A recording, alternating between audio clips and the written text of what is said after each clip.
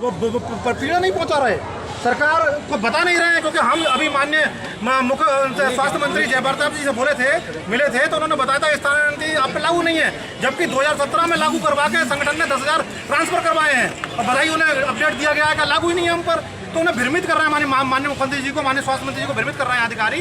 तो ये अधिकारी का शोषण नहीं सहा जाएगा। हम लोग यहाँ आए हैं, हमने आज केवल अपनी जनपद कार्यकारिणियों को बुलाया है, मंडल कार्यकारिणियों को बुलाया है और हमने कोई भी कार्य बाधित नहीं किया है अभी। और हमने शांति व्यवस्था बनाए रखते हुए हमें बैठेंगे और जब तक हमारी मांगे पूरी नहीं होंगी तब तक हम यहाँ से नहीं उठेंगे। जरूरत पड़ेगी तो फिर हम अपने साथियों को भी वहाँ से, कर्मचारियों को भी वहाँ से यहाँ से बुला लेंगे। लेकिन हम शासन प्रशासन चेताना चाहते हैं, माननीय मुख्यमंत्री जी तक अपने मैसेज पहुँचाना चाहते हैं कि शासन प्रशासन सरकारी छवि धूमिल करना चाहता है। आप संज्ञान लें और संज्ञान लेकर हम कोरोना वॉरियर्स के, हम संविदा कर्मचारियों के हित में कोई ठोस निर्णय जरूर लें, जिसमें हमारी 5 डिमांड लेकर हम आए हैं यहाँ पर।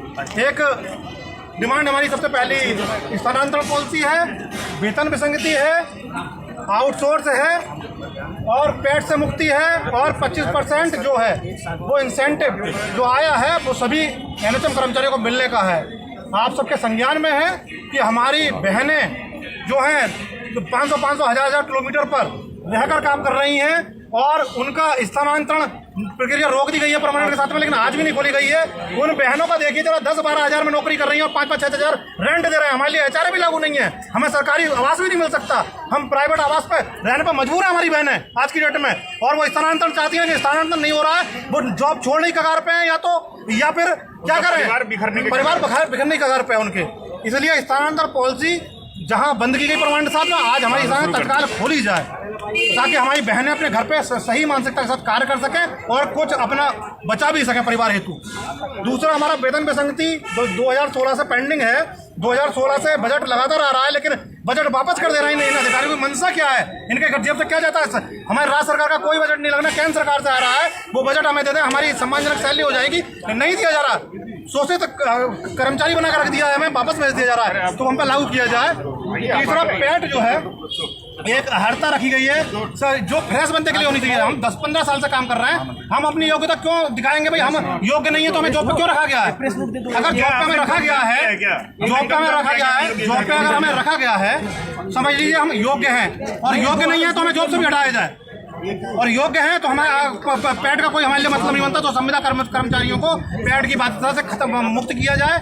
और हमारी चलिए आउटसोर्स कर्मचारी दिन रात मेहनत कर रहे हैं, कोविड में लग के काम किया है, सब संक्रमित हुए हैं, लेकिन उनके लिए अभी तक जो है ठेकेदार के हाथों में दे दिया। ठेकेदार मनमानी से उन्हें आधी सैलरी, आधी से कम सैलरी देते हैं, मेहनत वो करते हैं, ठेकेदार घर बैठ कर सैलरी ले रहे हैं उनकी। और जो कोरोना में प्रोत्साहन राशि आई है सेंट्रल से, वो राशि हम तक पहुंच ही नहीं पा रही। एनएचएम कर्मचारियों के लिए उसका नाम ही नहीं है, सभी जगह कह रहे हैं आपका नाम ही नहीं है, लेकिन फ्रंट लाइन पे हमने अपने परिवार को खोया है लगकर, हमने सेवा दी है तो हमें मिलना चाहिए, उसका सबका बनता है। और सबसे बड़ी एक चीज समायोजन, जो हमारे कर्मचारी हैं अगर पद सृजित नहीं है सृजित किया जाए, और जो सृजित पद हैं उनके जो वैकेंसी निकलती है 50% कोटा देते हुए समायोजित किया जाए। तो ये हमारी सब मांगे जाए, जिसमें किसी का बजट नहीं लग रहा, सरकार का कुछ जा नहीं रहा, लेकिन बस सरकार तक अधिकारी ये अपडेट पहुंचा नहीं रहे, वो गलत भ्रमित कर रहे हैं सरकार को। तो माननीय मुख्यमंत्री जी से फिर निवेदन करूंगा अपने समस्त प्रदेश के संविदा कर्मचारियों के साथ कि माननीय मुख्यमंत्री संज्ञान लें, उचित से उचित निर्णय लें, नहीं तो सरकार की छवि धूमिल हो रही है और आगामी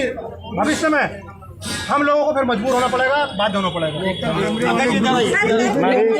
मुख्यमंत्री जी से अनुरोध करता हूँ, प्रदेश भर के समस्त कर्मचारी